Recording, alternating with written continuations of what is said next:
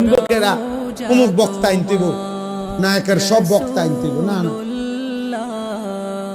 সব বক্তা হইতে জরুরি না। আল্লাহর কথা বলতে হবে, এটা জরুরি।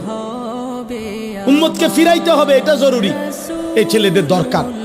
এরা যদি না ফিরে, এরা যদি সেজদা না দেয়, এরা যদি ফিরে না আসে, তাহলে আগামীর মাহাদির পক্ষে লড়বে কে?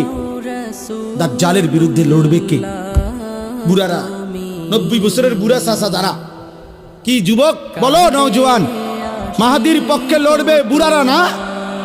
কে লড়বে বলো, কে লড়বে?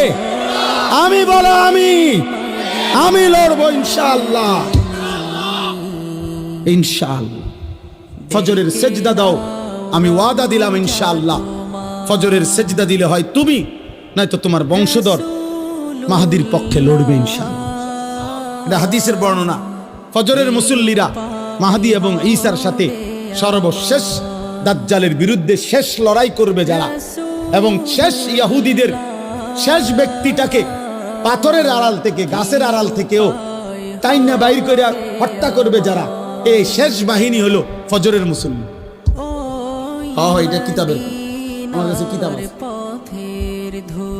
ফজরের মুসল্লি যারা মাহাদির সৈনিক, তারা এর জন্য আজকে এই রাত গভীরে নিয়ত করো যে ফজরের নামাজ পড়বো ইনশাআল্লাহ। আমার জিন্দিগির একটা মেহনত, ফজর ক্যাম্পেইন। আমি এটা কাজ করি সারা বাংলাদেশে, জায়গায় জায়গায়। আমার অনেক ছেলে আছে যারা ফজর ক্যাম্পেইনের কাজ করে, মানে ফজরের নামাজের